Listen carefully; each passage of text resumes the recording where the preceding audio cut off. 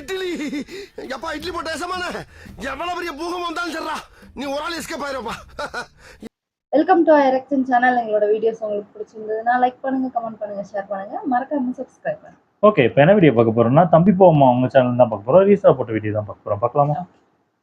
Hello guys, எல்லாரும் எப்படி இருக்கீங்க? இப்போ நம்ம ஒரு சில இன்ட்ரெஸ்டிங்கான ரேண்டம் தக்லீஃப் தான் பார்க்க போறோம். இல்ல கலங்க எல்லா தக்லீஃப் சேர்த்து பார்க்க போறோம். நான் உங்க ஜெடி, நீங்க பார்த்துருக்கிறது. ஆரம்பிக்கலாங்களா? தம்பி இருக்கியா? ஆரி போயிடுச்சா? போலாமா? இந்த வீடியோ லைக் பண்ணிட்டு பாருங்க. நம்ம வீடியோ போடுற அளவுக்கு எல்லாத்துக்கும் வீடியோ போய் சேரணும்னா வேற வழியே இல்ல. லைக் பண்ணிட்டு பாருங்க. ஓகே, இப்போ நம்ம தக்லீஃப்ல போலாமா? ஃபர்ஸ்ட் தக்லீஃப் ஒரு விவகாரமான தக்லீஃப் தான் பார்க்க போறோம். என்னைக்கு கொண்டு போய் சிக்க வைக்காம இருந்தா சரி. இந்த வீடியோல இருந்து மென்னால தான் இதெல்லாம் பண்ண முடியும் நான் சொல்ல வரல. ஒரு லெவலுக்கு மேல ஃபெமினிசம் போச்சுன்னா என்ன ஆகுங்கிறதுக்கு ஒரு எக்ஸாம்பிள் தான் பார்க்க போறோம். அதே மாதிரி அங்க இருந்தவங்க எல்லாருமே ஃபீமேல், அதனால தான் இந்த இன்சிடென்ட் நடந்ததுன்னு நான் சொல்ல வரல. எல்லாருமே மேலாவே இருந்தாலும் இந்த மாதிரி இன்சிடென்ட் அடிக்கடி நடந்துதான் இருக்கு. எல்லாத்துக்கும் ரேஷியோ ஒண்ணுதான். ஆனா அவங்க ஒரு லெவலுக்கு மேல பண்ண ஃபெமினிஸ்ட் அட்வர்டைஸ்மெண்ட் அவங்களை எங்க கொண்டு போயிட்டு இருக்குன்னு பார்க்கலாம். யூஎஸ் சேர்ந்த டெல்டாங்கிற ஒரு கம்பெனி, அவங்க கம்பெனில இருக்க எல்லா எம்ப்ளாயிஸ்மே ஃபீமேலுங்கிற மாதிரி ஒரு ஃபெமினிஸ்ட் கார்னர்ல கொண்டு போயிட்டு இருந்தாங்க. இது ஒரு பப்ளிசிட்டியா மாத்திட்டு இருந்தாங்க. அதாவது ஆப்பர்ச்சுனிட்டி கொடுக்கறதா ப்ரொஜெக்ட் பண்ணிக்கிட்டாங்க. இதெல்லாம் நல்ல விஷயம் தான். ஆனா ஒரு லெவலுக்கு மேல இதவே ஒரு அட்வர்டைஸ்மெண்ட்டாவும் எடுத்து எல்லா பிளாட்ஃபார்ம்லயும் போட ஆரம்பிச்சாங்க. டிக்டாக்ல தினம் ஒரு ரீல் இதை பத்தி போயிட்டு இருக்கும். Girls, come on. Leave the saving the world to the men? I don't think so. Did somebody say slave?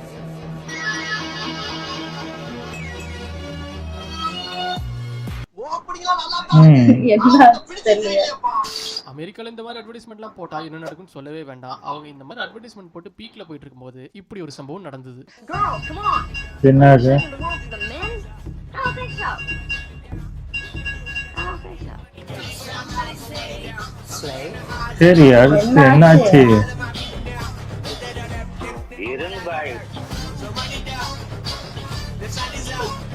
கவுத்துட்டாங்களா? என்ன கவுண்ட் போய் கிடக்குது? எரிஞ்சுமே கிடக்கு. இங்க பாரு. ஐயோ, லைட்டே கவுண்ட் கிடக்கு. எதுக்கு தேவையில்லாத ஆடு போட்டு?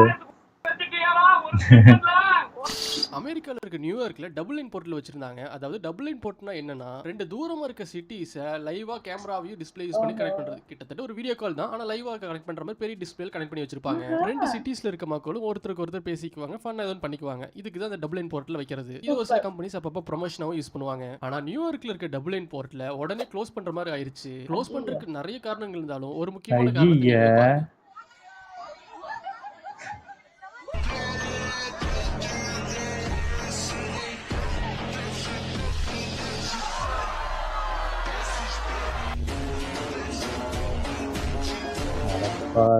இப்போ நம்ம ஒரு ரியல் லைஃப் ஜான் விக் சம்பவத்தை பார்க்க போறோம். இவர் பேர் தான் ஜான் மெக்கஃபி. இவர் பண்ண ஒரு சம்பவத்தை வச்சு தான் நம்ம இவரை ரியல் லைஃப் ஜான் விக் கூட கம்பேர் பண்றோம். ஆனா ரியல் லைஃப்ல இவர் கம்பேர் பண்ணணும்னா ஹீத் லெட்ஜர் ஜோக்கர் கூட தான் இவர் கம்பேர் பண்ணணும். சொல்ல போனா இவரை வச்சு தான் அந்த படமே எடுத்திருக்க வாய்ப்பு இருக்கு. I remind them of the Joker. Possibly the Joker is the best description of me.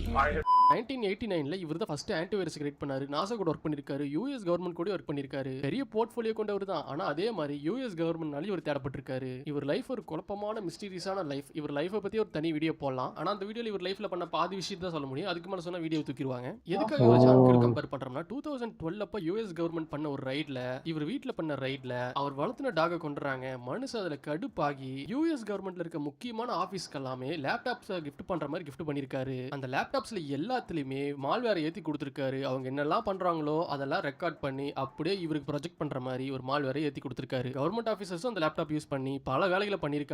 மனுஷன் அது எல்லாமே ரெக்கார்ட் பண்ணி ஓப்பனா பப்ளிக்ல விட்டாரு. அப்படி அந்த கவர்மெண்ட் ஆபீசர்ஸ் என்னெல்லாம் பண்ணாங்கன்னு நீங்க தெரிஞ்சுக்கணும்னா அவங்க பண்ணதுல ஒரு விஷயத்தை கூட என்னால இங்க சொல்ல முடியாது. அப்படி ஏதாவது சொன்னாலும் யூடியூப் உடனே இந்த வீடியோவை தூக்கிடுவான். இதுலயே நீங்க தெரிஞ்சுக்கலாம் எவ்வளவு மோசமான சம்பவம் எல்லாம் பண்ணிருக்காங்கன்னு. இது எல்லாமே அந்த ரைட்ல ஒரு டாக கொன்னதுக்காக மனுஷன் ஆப்பு வச்சிருக்காரு. The reason that the government wanted to collect me was that after they had raided my property in 2012 in the jungle, shot my dog, abused me, destroyed $500,000 worth of my property over a bogus charge, I was pissed off. So I donated to many secretaries within the government laptop computers, really nice ones that were preloaded with viral spyware. Within a week, the entire government computer system was under my control. சும்மாவே கொடுத்தாரா? கொடுத்து அந்த மாதிரி இது பண்ணிட்டாரு. நடந்துருச்சு. இனி ஃபியூச்சர்ல இந்த மாதிரி நடக்காம இருக்க கவர்மெண்ட் ஆக்ஷன் எடுக்கணும். இப்பவே இந்த வெஸ்டர்ன் மீடியாஸ்ல நம்ம பதில் இன்னும் சாஃப்டா வரும்னு நினைச்சிட்டு இருக்காங்க போல. நம்ம ஃபாரின் பாலிசில எப்போ மாறிடுச்சு நின்னு அவங்களுக்கு தெரியல. அதுக்கு எக்ஸாம்பிள் தான் ஜெய்சங்கரும் அஜித் தோவல் மாதிரி ஆட்கள்லாம் பவர்ல இருக்கும்போது தெரிஞ்சிருக்க வேண்டாம் நம்ம பாலிசில மாறி ரொம்ப நாள் ஆகுதுன்னு. ஜெய்சங்கர் கிட்ட ஒரு வெஸ்டர்ன் மீடியா ரஷ்யா போருக்கு போனதுக்கு அப்புறம் கூட எதுக்கு நீங்க ரஷ்யாவோட அலைஸ்ல இருக்கீங்க, அதாவது ரஷ்யா கூட கூட்டணி இருக்கீங்கன்னு சொல்லி ஒரு கேள்வி கேட்க, இந்த கேள்விக்கு பெருசா பதிலே இருக்காதுன்னு சொல்லி மனுஷன் இந்த கேள்வி கேட்க ஜெய்சங்கர் நச்சு நெத்தி போட்டு அடிக்கிற மாதிரி ஒரு பதில் சொல்லியிருப்பாரு. வெஸ்டர்ன் கண்ட்ரீஸ்லாம் சேர்ந்து பாகிஸ்தானுக்கு ஒரு தீவிரவாத நாட பேக்கப் பண்ணும்போது ரஷ்யா கூட நாங்க அலைஸ்ல இருக்கிறது என்ன தப்புன்னு சொல்லி ஓப்பனா நாக்கப்படுங்கிற மாதிரி கேட்டுருவாரு. Well, because Russia is India's most important supplier of weapons and military equipment. And therefore? Are you reluctant to criticize Moscow? No, I think, look, we have a relationship with Moscow. We've had a long-term relationship with Moscow.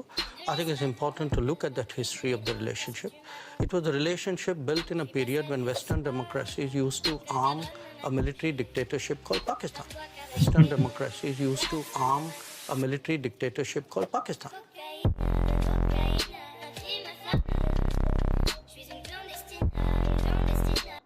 இந்த வளர்த்த கடா மார்பிள பையங்கிறது தத்துவம் மட்டும் இல்ல, கண்ணுக்கு எதிராக பங்களாதேஷ் சிறப்பா பண்ணிருக்குது. அதை நம்ம போருக்கு போனப்ப உருவான நாடு இப்ப நம்மளவே போருக்கு இழுக்குது. பங்களாதேஷ் திடீர்னு சைனா கூட சேர்ந்துக்கிட்டு யுனிஷிங்கிற பங்களாதேஷோட சீஃப் அட்வைசர் சைனாவோட விசிட் அப்போ அங்க நடந்த மீட்டிங்ல இந்தியாவோட 7 சிஸ்டர்ஸ் அருணாச்சல பிரதேஷ், அசாம், மேகாலயா, நாகாலாந்து, மணிப்பூர், திரிபுரா, மிசோரம் இந்த ஸ்டேட்ஸ் எல்லாமே கடலுக்கு போகணும்னா எங்களை தாண்டி தான் கடலுக்கு போகணும், நாங்க தான் கடலோட கார்டியன் சொல்லி ஓப்பனா பிரஸ் மீட் கொடுக்குறாரு.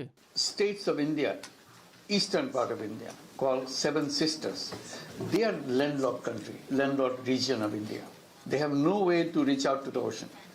We are the only guardian of the ocean. பங்களாதேஷோட புது ஃப்ரெண்டான சைனா பாகிஸ்தான் கூட சேர்ந்துக்கிட்டு எந்த பிசினஸ்னாலும் நீங்க வந்து பண்ணலாம், எல்லாத்துக்கும் நாங்க ரெடியா இருக்குன்னு ஓப்பனா வேற ஸ்டேட்மெண்ட் கொடுக்குறாரு. யோனிஸ் கொஞ்சம் தப்பா சொல்லிட்டாரு. இந்தியா எங்களை தாண்டி தான் கடலுக்கு போகணும்னு சொல்லியிருக்க கூடாது. இந்தியா தான் எங்களை சுத்தி வளைச்சிருக்குது. நாங்க வேற எந்த நாட்டுக்கு போனாலும் ஒண்ணு இந்தியா கிட்ட பர்மிஷன் வாங்கி இந்தியா வழியா போகணும், இல்லைன்னா கடல் வழியா ரொம்ப தூரம் சுத்திட்டு போகணும். கடல் பரப்பும் 10% 1% தான் பங்களாதேஷ் கிட்ட இருக்குது. ஸோ லேண்ட் வழியா வெளியே போகணும்னா ஒண்ணு கடல் வழியா சுத்திக்கிட்டு போகணும், இல்லைன்னா மியான்மர் வழியா சுத்திட்டு போகணும், இல்ல நேரடியா போகணும்னா இந்தியா கிட்ட பர்மிஷன் வாங்கிட்டு தான் போகணும். அவர் அதை இப்படி சொல்லியிருக்கணும். States of India, eastern part of India, called 7 Sisters. They are landlocked country, landlocked region of India. They have no way to reach out to the ocean. We are the only guardian of the ocean. What? Bro, what are you talking about, man? From Bangladesh, you can go anywhere you want because the ocean is in our backyard. Any kind of business is okay. Mohammed Yunus then said that Bangladesh is the only guardian of the ocean in the region. He is referring to the Indian Ocean. The ocean is called the Indian Ocean. India's coastline is 10 times that of Bangladesh, but Yunus thinks Bangladesh is the guardian.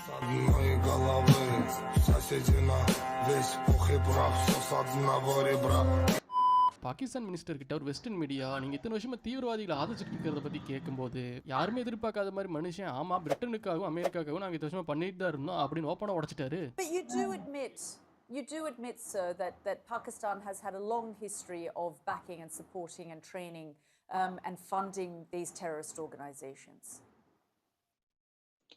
Well, we have been doing this dirty work for the United States for about 3 decades, and West, including Britain.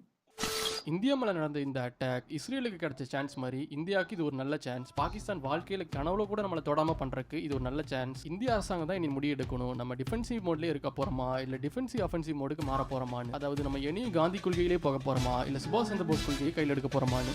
Pakistan's vulnerability is many times higher than of India. Once they know that India has shifted its gear from the defensive mode to defensive offense, they will find that it is unaffordable for them. You can do one Mumbai, you may lose Balochistan.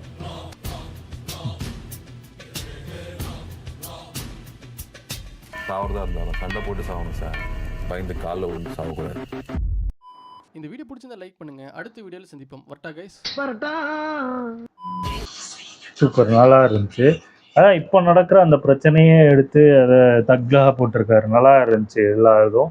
பார்த்தீங்களா பங்களாதேஷ் அசால்ட்டா, அதாவது அவங்க தெரிஞ்சுதான் பேசுறாங்களா தெரியாம பேசுறாங்களா இல்ல, அவங்க தான் இந்தியாவுக்கு நடுவில் மாட்டிக்கிட்டு இருக்கிற மாதிரி இருக்காங்க. சுத்தி வளைச்சிருக்கோம் நடுவுல உட்கார்ந்து கேட்டா இருக்காங்க இந்தியா பெர்மிஷன் கேட்டு போகணுமா அந்த மாதிரி. அவங்க வளைச்சாங்கன்னா இல்ல இவங்க அதான் மத்த நாடு சப்போர்ட் பண்ணுதுன்னு இதா பேசிட்டு அது இருக்காங்க. ஒண்ணும் புரியல அவங்களுக்கு. அவங்க தூரமா இருக்காங்க, கிட்ட இருக்காது அது நம்ம ஆமா தான் ஆமா. அது இருக்கோம். சைனா வந்து எப்படா இந்தியாவை அடிக்கலாம், எப்படி அடிக்கலாம், ஏன் மத்த ஊர்ல இந்த மாதிரி ஆட்களை தான் இந்த மாதிரி பக்கத்துல இருக்க ஊரை மூட்டி விட்டு அவன் வேடிக்கை பார்த்துக்கிறான். இதுங்க தான் அடி வாங்கி சாவுதுங்க. ஆமா ஆமா, நல்லா இருந்துச்சு. ஓகே, என் வீடியோஸ் உங்களுக்கு பிடிச்சிருந்தா லைக் பண்ணுங்க, ஷேர் பண்ணுங்க, கமெண்ட் பண்ணுங்க, மறக்காம சப்ஸ்கிரைப் பண்ணுங்க. எல்லாருக்கும் bye.